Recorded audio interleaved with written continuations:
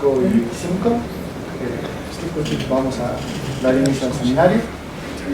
Entonces, esta vez vamos a presentar dos visiones del tiempo en mecánica cuántica. La idea es que sean desde su conceptualización hasta su formalización. Y a diferencia de otros seminarios que hemos tenido, esta vez tenemos a dos expositores hoy. Y la idea es que justamente se contrasten ideas, que se contrasten visiones. ¿Okay? Entonces, vamos con la participación, en primer lugar, del doctor Gastón García y Calderón,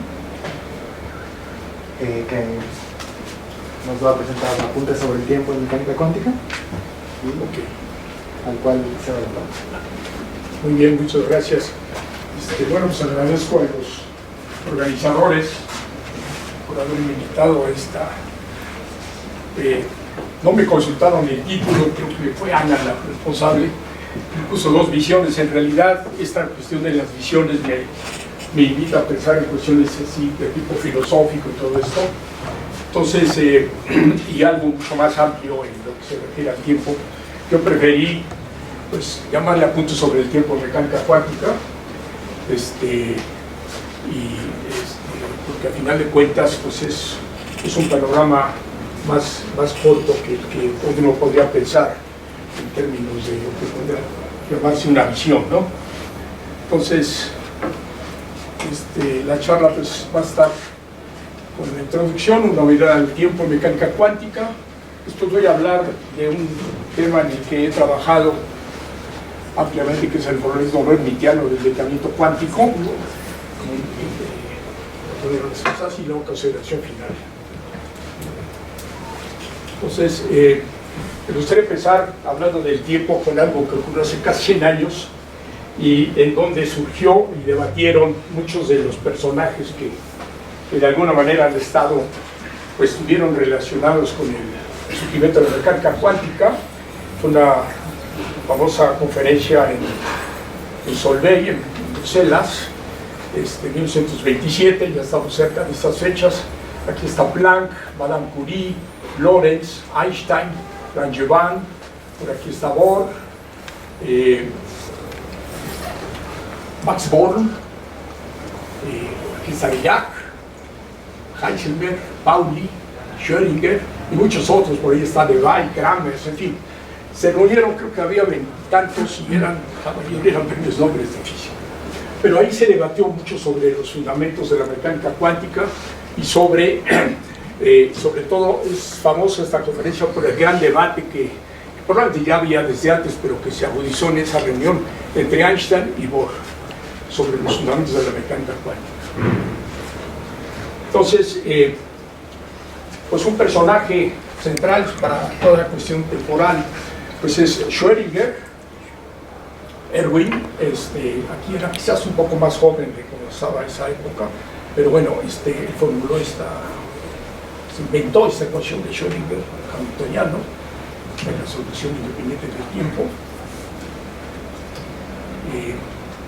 Otro personaje importante es Max Born, pues que obtuvo el premio Nobel por su interpretación probabilística de la función de la densidad probabilidad, de la función de onda. Y estos son dos personajes centrales en toda esta cuestión de la discusión del tiempo en mecánica cuántica. Entonces déjenme mencionar algunos puntos en relación con esto. El punto de partida de la ecuación de Schrödinger dependiente del tiempo se puede resolver con una condición inicial arbitraria. Entonces hay tres aspectos que voy a considerar aquí que de alguna manera pueden poner en perspectiva esto. El tiempo aparece como un parámetro en la ecuación que se mide en el laboratorio por medio de un reloj, si es un tiempo externo. Por ejemplo, los datos resultantes que se usan para especificar parámetros en un modelo teórico que describe un sistema físico. Entonces aquí está toda la cuestión de cómo se diseña un experimento y se determinan las distancias, los tiempos, los detectores, los relojes, todo esto. Es todo un mundo asociado a esta cuestión, pero finalmente no nos dice nada del sistema cuántico en sí. Entonces viene el otro punto, que sería el tiempo asociado, al comportamiento dinámico del sistema, es el llamado tiempo interno.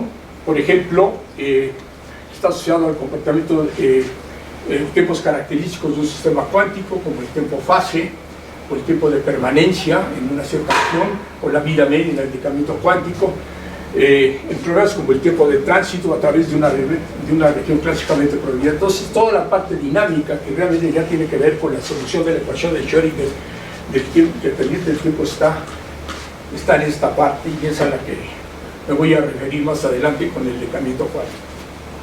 Y por último, está el tiempo como un observable, descrita por un operador.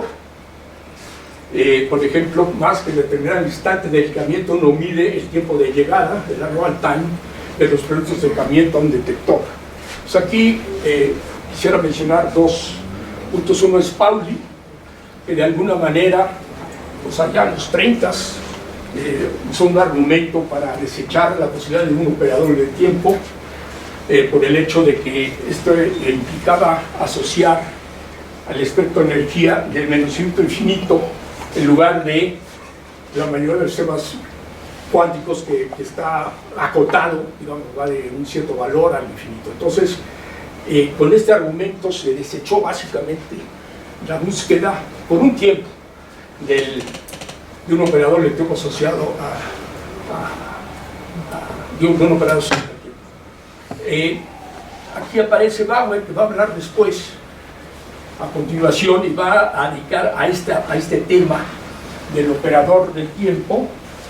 Debo decir que durante mucho tiempo la influencia de Pauli fue decisiva. Entonces fue mucho tiempo después, creo que ya se habían muerto todos los personajes, la gente curiosa pues, siguió haciéndose preguntas, y pues hay una enorme literatura al respecto. Entonces aquí no sé si Mariano va a hablar de la relación llamada relación de incertidumbre de tiempo-energía, que tiene que ver con eso. Yo recuerdo un trabajo importante de él, publicado con Pierre Melo, allá a finales de los 70, ¿no?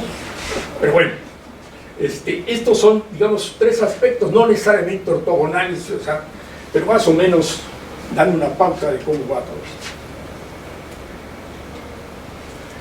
Quisiera referirme brevemente a dos problemas antiguos, porque esto marca la pauta de cómo ha ido desarrollándose la mecánica cuántica a lo largo de estos casi 100 años. Uno es la duración del salto cuántico en una transición entre dos niveles atómicos, que también se discutió mucho en esa conferencia de Solvay, y Bohr influyó mucho en esto, y lo ve como un proceso instantáneo. Concluyeron que era un proceso instantáneo, ¿no? De transición atómica, donde pues, un fotón sale con una cierta frecuencia que tiene que ver con las energías de los niveles a los donde existe la transición.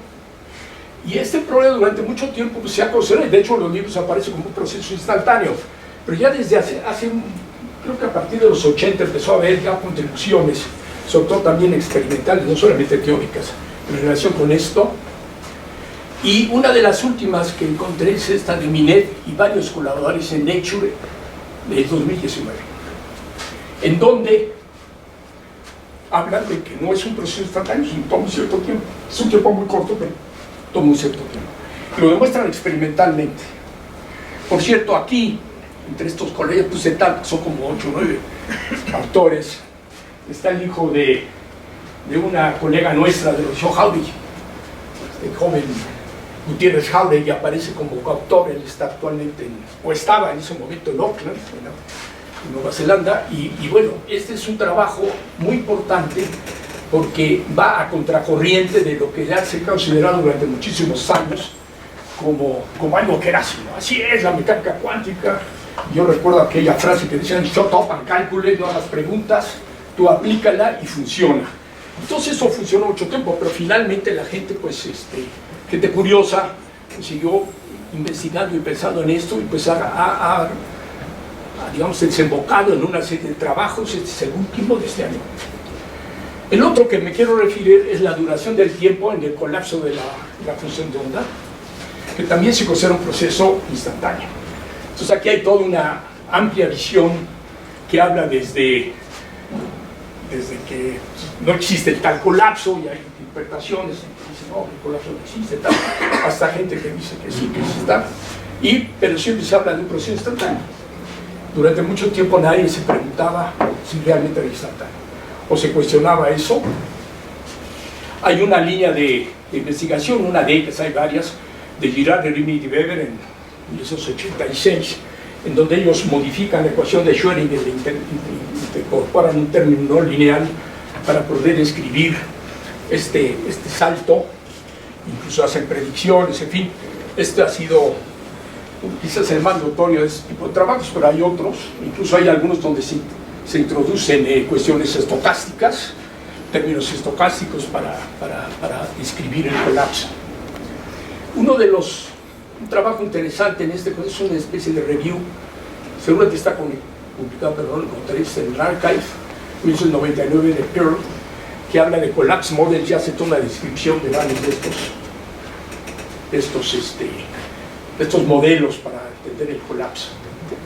Estos son dos ejemplos, y con esto quiero pensar en darles es una mirada a esto. Es un campo amplísimo, como mencioné al principio, y pues en media hora sería imposible cubrirlo, mucho menos, ¿no? Quiero ahora dedicarme a mencionar la solución de la reducción temporal del decaimiento. Estos son sistemas cuánticos abiertos, es decir, involucran el espectro continuo de las energías, y siguiendo el ejemplo de Gamow, en 1928 fue el primero que formuló una teoría al respecto. Pues él simplificó el problema de muchos cuerpos que involucra un núcleo radiactivo a un simple sistema, un modelo donde tiene un potencial y una partícula, que era en este caso la partícula alfa, y estudia el decaimiento de esto. Entonces, el problema es tienen un potencial, una barrera, tienen inicialmente una partícula descrita por una fusionada confinada en el interior, en el momento t igual a 0, y después se estudia el decaimiento a través de efecto túnel de esta situación muy simple. Voy a usar este tipo de unidades por simplicidad de la notación, y como verán, la solución de esta ecuación depende de un valor inicial que se pone por fuera. Si uno piensa en 3 dimensiones, pues voy a resolver un problema más sencillo, que son ondas S, y voy a hacer un modelo analíticamente, exacto modelo analíticamente. Entonces, para comparar con esto, déjenme mencionar brevemente, porque es decir, bueno, si ya tenemos las soluciones del continuo, ¿para qué me preocupo por hacer un tipo de formulaciones, etcétera? Bueno, aquí está el desarrollo hermitiano en términos de funciones de onda del continuo. La parte independiente se resuelven las ecuaciones de Schrödinger. Fuera del alcance del potencial tienen este tipo de situación, una combinación lineal de ondas entrantes y salientes, un problema estacionario.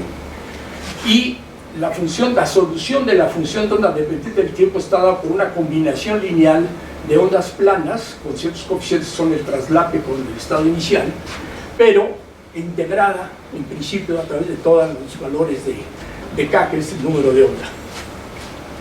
Es la raíz de la energía, básicamente. Entonces esto pues no tiene solución más que en forma numérica. Entonces uno no puede decir, oye, ¿cuáles son las escalas? ¿Cómo se comporta esto? En fin, ¿cómo va a proceder este proceso de decaimiento? Toda la gente pues se dio, y sobre todo en esas épocas antiguas, que no había computadoras, incluso ahora sería un problema formidable para cada tiempo hacer toda la integral y no sabe uno por dónde. En fin, la gente empezó a hacer aproximaciones analíticas de estos coeficientes y obtuvieron algunos resultados. Entre ellos está el famoso resultado de Bragg y Wigner, en donde suponen que el valor cuadrado de este coeficiente es una función precisamente de Bragg, una lorentziana, y sacando la transformación de Fourier obtienen la ley de decaimiento exponencial. Pero eso es un poquito saber qué va a salir, y entonces juego con eso, ¿no? En fin, fue Gamow, como mencionaba yo hace rato, en 1928 derivó la ley de decaimiento exponencial, que es esta. Se obtuvo una relación analítica para el comportamiento en el tiempo del decaimiento. en donde define también de ahí, recuerden que estoy tomando H/1, el inverso del ancho, este ancho de acá sería la vida media. ¿Qué es lo que hizo Gamow? Bueno, pues Gamow lo que hizo fue partir de la solución que mencionaste anteriormente, de la combinación lineal de ondas entrantes y salientes, y dijo, bueno, físicamente lo que tengo es algo confinado inicialmente en la región interna, pues voy a pedir una condición de onda saliente, o sea que haya un flujo de adentro hacia afuera, y entonces, analizando la expresión, se dio cuenta de que eso implicaba poner la B igual a 0 para tener solamente una onda saliente. Y resultó, por argumentos de invariancia temporal, invariancia ante inversión temporal, que no hay soluciones para K real, o sea, para energías reales.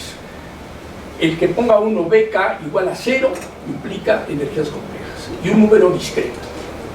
Aquí está, parte real, parte imaginaria, de tal manera que entonces la función de onda, dependiendo del tiempo, tiene una parte en la región externa, una parte que depende, que va como ella, la IKNR, que viene de aquí, y después la parte temporal, que ahora se divide en dos partes, una que oscila con el tiempo y otra que decae, donde kappa pues es alfa y menos beta, ¿no? Entonces el punto básico aquí es haber impuesto esta previsión a la frontera de onda saliente, y entonces de ahí él obtiene la ley de decaimiento exponencial. Aquí lo escribo nuevamente, y aquí se ve que en la región externa, a la hora de que uno sustituye el valor de kappa n, pues se encuentra que con función de R esto crece exponencialmente y por otro lado decrece exponencialmente. Entonces, a pesar de la dimensión de la ley, pues resulta que aplicando las reglas usuales de mecánica cuántica, donde la integral de la probabilidad, pues diverge, precisamente por el crecimiento exponencial de esto, es no unitario. No se puede, por lo tanto, hacer desarrollos en estos términos, también diverge. No está definido, por lo tanto, tampoco los valores de expectación, los valores esperados.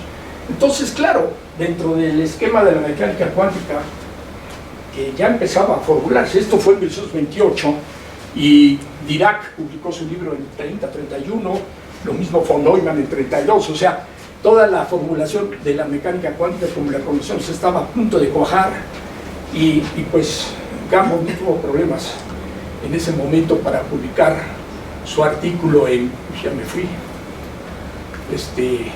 en el Scientific Physics.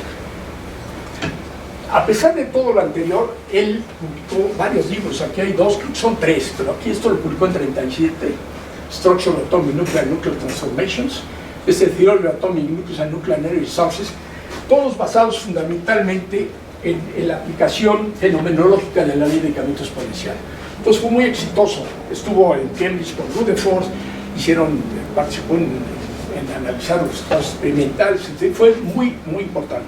Pero a todos no se le olvidó que su origen era no hermitiano, por el hecho de energías complejas. Entonces ponen la ley de decaimiento y dicen, pues ahí está, ¿no? Pero le han dado un poco la vuelta al hecho de que es en realidad un argumento no hermitiano el que está detrás. Años después,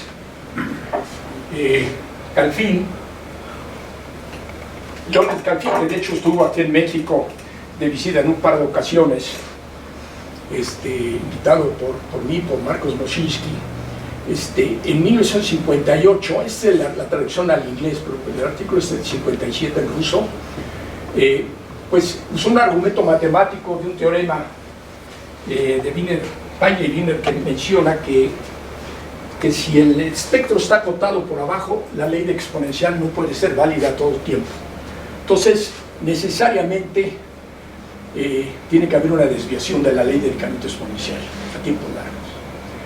Y después, él mismo, en 65, y posteriormente Xu y Sudarshan, en 77, se dieron cuenta que para tiempos muy cortos comparados con la vida media, porque verán que es corto, que es largo, es comparado con la vida media, pues vieron que si los dos momentos de H existían, también había una desviación a tiempos cortos. Esto se verificó experimentalmente años después. Entonces había gente que decía, no, eso no se va a hacer nunca, el environment, el medio hace que no se vean las desviaciones. Finalmente, para tiempos cortos. Reisner y otros en Nature en el 97, muchos años después, verificaron eso experimentalmente. También el efecto seno, esto también llevó a Weiland, a otros en óptica cuántica, obtener el premio Nobel de física. Y esto demuestra que existen estas desviaciones de la ley de incremento exponencial. Y a tiempos largos hay un trabajo de gente de Liverpool en Inglaterra. Bowman es el líder, física de letras de 2006. Usan un sistema mucho más complicado de moléculas orgánicas en solución, pero demuestran que hay una ley de incremento exponencial a tiempos largos. Entonces es un efecto real. Déjenme mencionar muy brevemente la conexión con scattering, con dispersión, usando la parte, digamos, independiente del tiempo.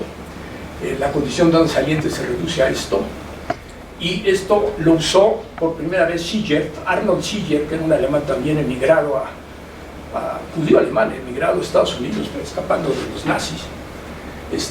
Formuló una relación entre las soluciones del continuo, que están dadas aquí, y los estados resonantes, que le permitió derivar un desarrollo para la razón de los coeficientes A y B, que es la matriz S, o la función S en este caso, la cual aparece en cálculos teóricos de la sección eficaz, y obtuvo una relación en términos de una suma sobre estos términos.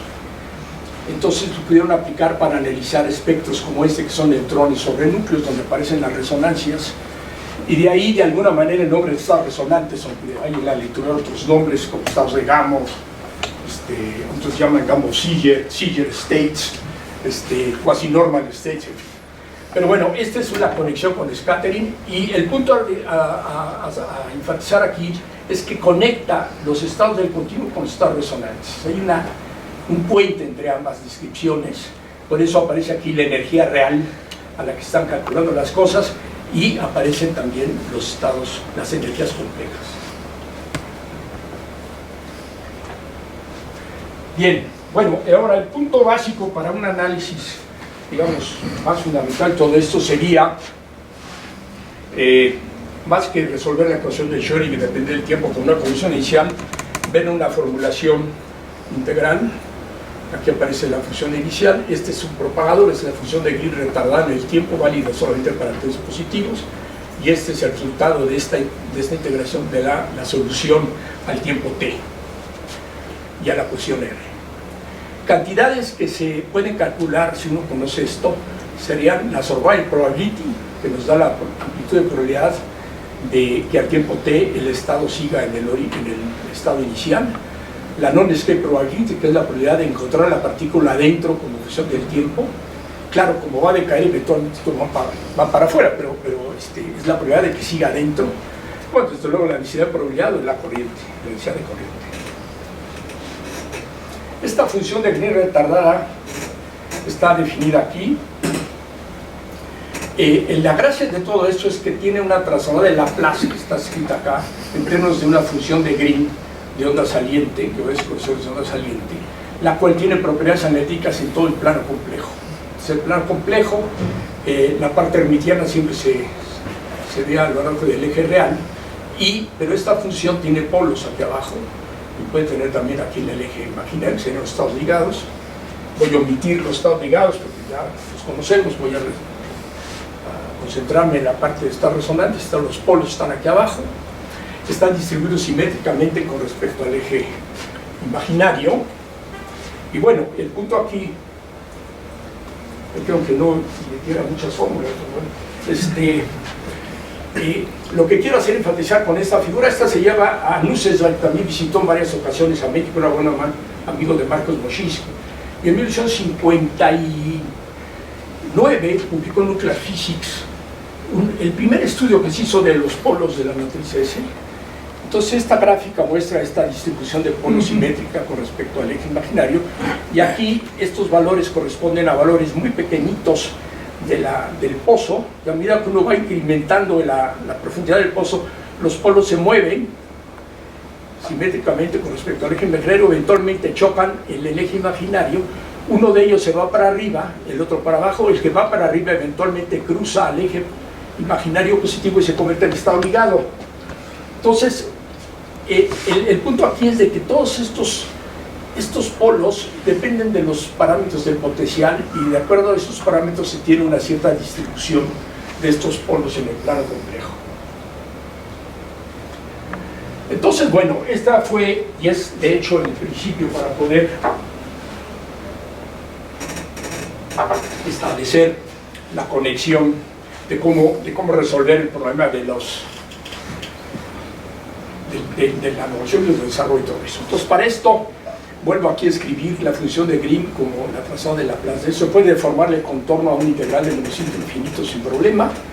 Y uno considera el teorema integral de Cauchy de esta cantidad que excluye a todas las singulares. Entonces tengo un círculo aquí y unos pequeños círculos que ordenan a todas las singularidades y pongo a mano un polo en el lugar K que puede ser arbitrario, puede estar en cualquier punto del eje real. Este es un polo que yo pongo con la mano. De tal suerte que al calcular esto obtengo una expresión precisamente que se deriva del residuo en ese polo, que es GR'(K), más una suma sobre los contornos asociados a los polos, más el contorno asociado al círculo, y la idea es ir poniendo este círculo cada vez más grande, de tal manera que llegue eventualmente a tomar el límite cuando este radio tiende a infinito. Como resultado de este análisis, se pueden encontrar dos resultados interesantes. Uno de ellos es que el valor absoluto de la función de Green para K compleja en todas las direcciones del plano tiende a 0, siempre y cuando R y R' estén en la región interna o uno en la frontera y otro adentro, pero no ambos adentro. No ambos en la superficie. Por eso es esta daga aquí. Se excluye el valor en R igual a R'(A) porque en ese caso diverge linealmente la función de Green y no se puede hacer desarrollo. Y el otro punto importante es el residuo en el polo de G, está definido así, y resulta ser que es proporcional a las funciones resonantes, que son soluciones de la ecuación de Schrödinger, y este término aquí, que se considera como la normalización de estos estados. Quiero hacer notar que este término de superficie, en el caso de estados ligados, se reduce a la integral de A infinito, pero en estados resonantes no puedes hacer uno porque da infinito, pero tienes la evolución dada por un término, digamos, de volumen más un término de superficie. La demostración de este primer resultado la hice hace muchísimos años con Manolo Berrondo y este segundo resultado está publicado por Pyle en 1976. Déjenme decirles, bueno, antes que aquí me echen un salto cuántico, si no es mucho. El punto aquí básico es que esto, una vez que tiene uno eso, permite evaluar y tener un desarrollo, aquí lo vemos, estos van a ser las sumas sobre los estados resonantes, con unas integrales que ahorita vamos a ver qué son. Esto se va a 0, entonces ya tengo un desarrollo de la función de Green en términos de estas singularidades. Y finalmente me llegan a las estructuras en la función de Green y a su función de Green en la expresión para la función de onda dependiente del tiempo, se llega a esta relación. No tengo una suma sobre todos los polos de los coeficientes de desarrollo, la función, y estas m's, unas para r menor o igual que 0 y otras para r mayor que 0.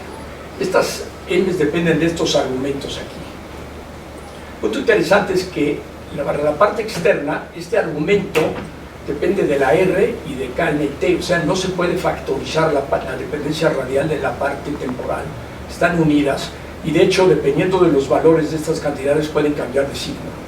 En cambio, en la parte interna no existe dependencia en r, esa está en la función resonante, y esto sí permite una factorización del tiempo y de la parte espacial. Es un detalle técnico, pero es importante. La m está definida así. Es la parte que quedó del integral. Tienes la parte esta con el k menos kn aquí. Resulta que esta integral se puede demostrar que es idénticamente a este término, que es una función, básicamente una función de valor complementaria. Este producto se le denomina W y de Jenner y le ha puesto nombre. Si ven el Abromov aparece así el escrito la W, pero esta W encontramos que Fadayev y Terentev tienen unas tablas en un libro ruso de los 60, lo tradujeron al inglés aquí por Pergamon Press. Aquí la pone la W, o sea, no le da nombre. La hemos bautizado de Fadayev y Terentev.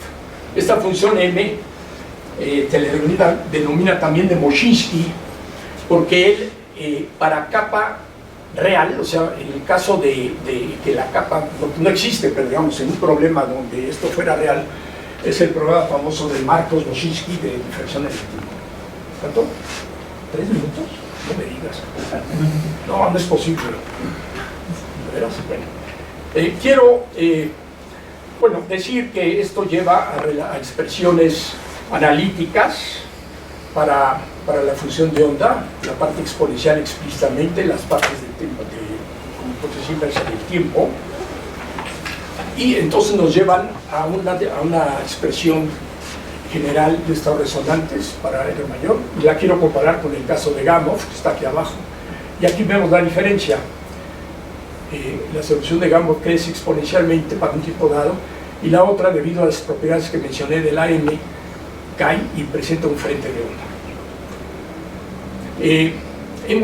Se puede hacer esto en forma exacta para un problema se puede resolver en forma exacta, que es el potencial delta, pero déjenme simplemente mencionar aquí que la aurora de probability tiene este tipo de comportamientos para diferentes estados iniciales.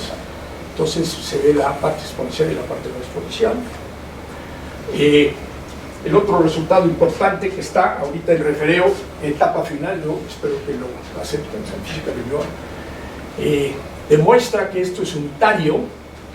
O sea, uno ve que esto, a medida que pasa el tiempo en el estado inicial, esta es la parte interna, esta es la parte externa, son paneles a diferentes tiempos, en vidas medias, entonces uno ve cómo va decayendo esto, pero se va propagando en la región externa, a diferentes tiempos, y entonces presenta un wavefront, un frente de ondas que está precisamente descrito por la función M. Un ejemplo de esto importante sería el decayamiento en tantas ultrafrías moderno. Esto está basado en trabajo de 2011 de un grupo de Heidelberg. Esto es un confinamiento de átomos por láseres, y estos se les aplica un campo magnético y entonces esto decae, y han estudiado y visto que decae exponencialmente. Tenemos una propuesta publicada en 2016 de ese potencial que tiene esta forma, en donde buscamos las condiciones para que exista la posibilidad de ver experimentalmente en estos sistemas la desviación del decremento exponencial. Entonces esto depende de este parámetro, que es la razón de energía y ancho, y esto, a medida que disminuye este valor de R, la transición ocurre a tiempos más pequeños en número de vidas medias, y esto, pues hay una propuesta en 2016 que hice con el colega Romo sobre este tema. Entonces, en términos generales, como vamos a sumarnos en esto, pues se tiene la solución analítica del problema de decaimiento, se cumple unitariedad y se puede desarrollar una función. O sea, se resuelven los problemas que tenía Gamow en 1928. Recientemente hemos hecho una propuesta para el valor de esperado, que es a partir de la definición de lo que obtuvimos se obtiene para la normalización. Sería la parte real de este operador. Esto es complejo, pero la parte real sí. Y le hemos aplicado recientemente a ver las relaciones de incertidumbre de Heisenberg, delta R, delta P, y se cumple usando los estados resonantes. Entonces está en este artículo. Y bueno, ya para terminar, básicamente quiero mencionar algo que sigue abierto y que es un tanto intrigante, y es que los coeficientes de desarrollo, la relación desarrolladora conduce a esta relación, que es n barra igual a 1 en lugar de suma sobre cn barra su cuadrado igual a 1, que es el caso usual. Estas son especies de probabilidades, tienen la virtud de que suman a 1, pero pueden ser negativos, un poco como la transforma de Wigner, es decir, pueden tener valores negativos también, y esto lo hemos interpretado como cuasi probabilities, pero todavía se necesita trabajar esto para también cerrar toda la discusión de esto. Y entonces con esto casi llego al final. Vamos a hacer una consideración final. El punto aquí es que el estudio del tiempo en mecánica cuántica está íntimamente conectado con los fundamentos de la teoría. Si se ve que por ahí es donde se puede realmente entender mejor los fundamentos de la teoría cuántica, Y este podría ser el camino para entenderla mejor y poder relacionarse. Nunca hay que perderlo de vista con la teoría de la relatividad general, que es para mí el problema fundamental de la física. Fue del siglo XX y es del siglo XXI. Es decir, cómo poder unir estas dos grandes teorías. Una es la teoría general de la relatividad, que nadie cuestiona, de Einstein, y la otra, quizás porque participado muchas de él, hay hoy un problema que la gente no se acaba de entender y sigue habiendo mucha discusión al respecto. Con eso termino. Muchas gracias.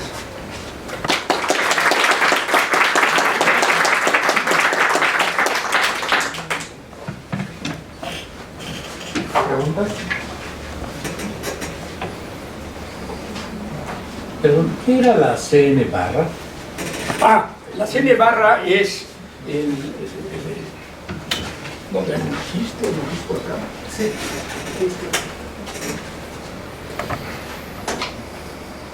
Perdón, es que me la puse. O sea, la CN es la integral del estado inicial.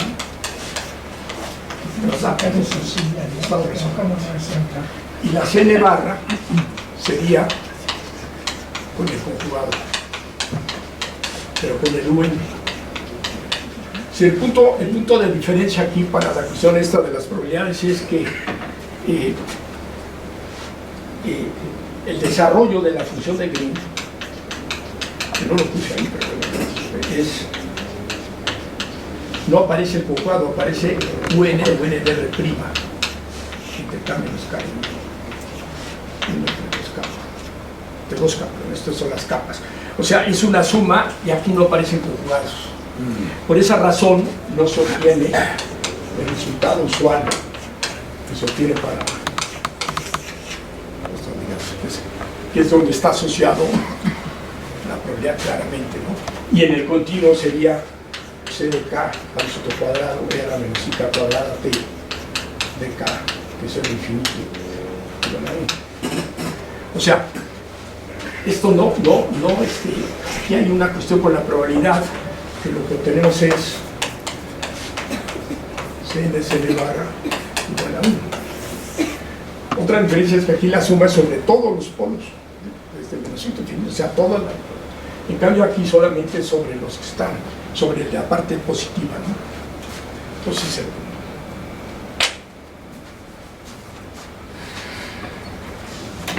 ¿Otra pregunta allá atrás? El tiempo aparentemente también es un problema termodinámico. Está restringido en relatividad. puedes hablar más fuerte, porque entre mis problemas ahora es que ya no oigo bien. Eleva la voz con todo lo que puedas. El tiempo también parece ser problema en termodinámica. Sí, sí, bueno, no mencioné, quise vamos a enfocarle aquí al problema más sencillo posible, que es un potencial con una barrera y una partícula.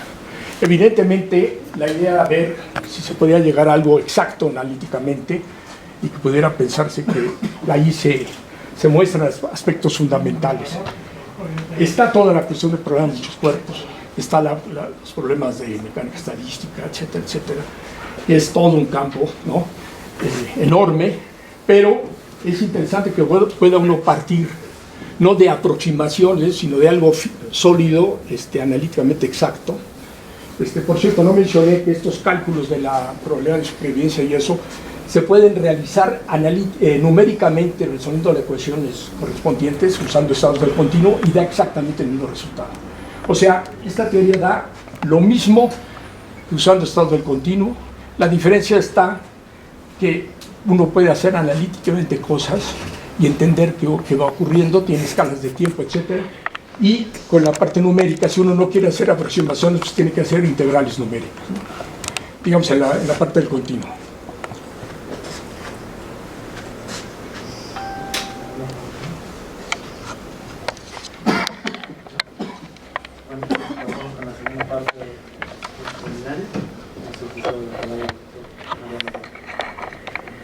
Agradezco la invitación.